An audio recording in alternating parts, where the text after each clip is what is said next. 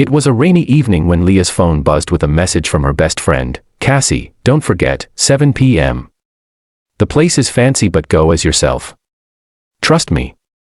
Leah groaned, staring at the text while curled up on her couch in worn-out bunny pajamas.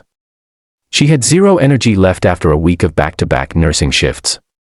Cassie had set her up on a blind date, claiming it was low pressure and just dinner. Leah hadn't even remembered it was tonight until the reminder. I'll cancel, Leah muttered to herself. But something inside stopped her. Maybe it was curiosity, maybe a flicker of hope. She glanced at her reflection in the mirror, messy bun, dark circles, a faded cartoon rabbit printed on her pajama top. Be yourself, Cassie had said. So, with no makeup, no glamour, and a hint of rebellion, she grabbed her coat and umbrella and stepped into the rain in her pajamas. When Leah walked into the upscale restaurant, she immediately felt eyes on her. She ignored the subtle gasps, the raised brows, the whispers. The hostess stuttered when she asked for the reservation. Mr. Donovan is already seated, the woman said. Hesitating, Leah followed her to a private corner booth where a sharply dressed man in a tailored charcoal suit was sipping a glass of wine.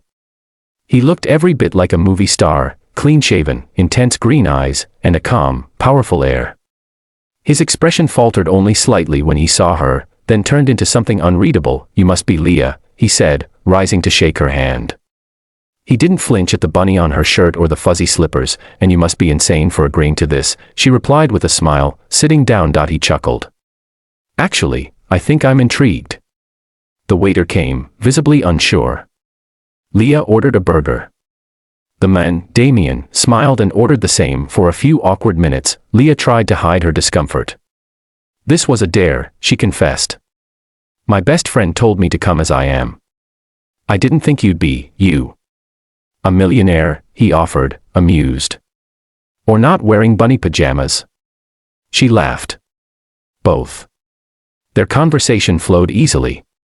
Damien was funny, attentive, and more human than any man she'd dated before. He asked about her job, her favorite books, why she looked so tired, and actually listened.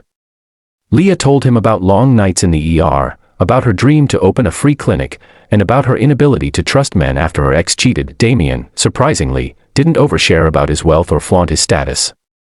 He spoke of growing up with nothing, building his company from scratch, and why he avoided women who chased his money. And now you're here, Leah said, gesturing to her pajamas.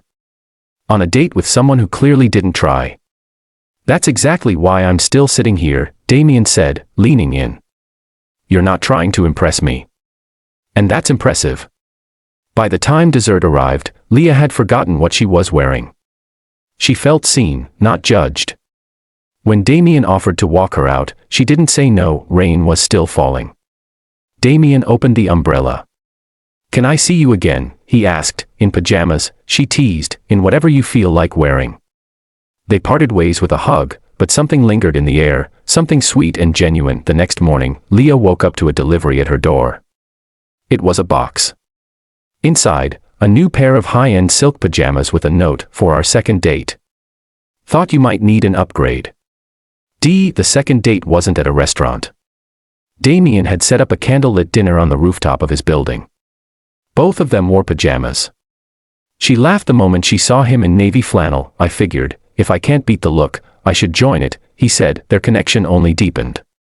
They talked about everything, life, loss, dreams. Damien was gentle with her trauma, never pushing. Leah felt more herself with him than she had in years, but the media found out, within a week, a blurry photo of her in pajamas with mystery millionaire Damien Donovan went viral. Headlines mocked her look. Paparazzi camped outside her building. Reporters hounded the hospital where she worked. Leah panicked. This is a disaster, she cried during a call with Damien. My patients, my job, my life, it's not built for this. Then we make space for both, Damien said. I'll protect you. We can make it work. She wanted to believe him, but it was too much. She didn't want fame. She didn't want to be known as the pajama girl who caught the billionaire. So she vanished. No calls, no texts. She changed apartments. Blocked every number.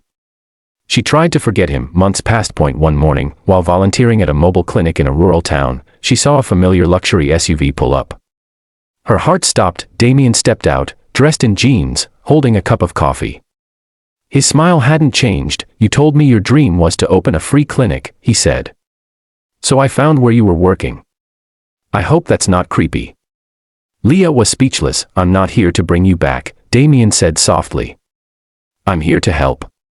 If we can't be together, at least let me support what you love." Tears filled her eyes. "Why would you still do that?" "Because I meant it. I never cared what you wore. I care who you are."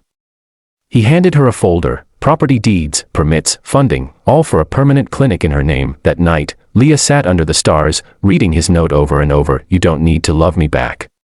I just needed you to know I still love you." She cried. The next week, she walked into Damien's office. Still in pajamas. "You didn't have to build me a clinic," she said. "I know. But you did. And I couldn't stay away anymore." She walked toward him, heart pounding. "Maybe I don't want to run this time." Damien smiled, stood, and opened his arms. She ran straight into them. They never needed a fancy wedding, a big announcement, or flashing cameras, just one quiet promise, to love each other, whether in silk, flannel, or faded bunny pajamas, and they kept it, for the rest of their lives.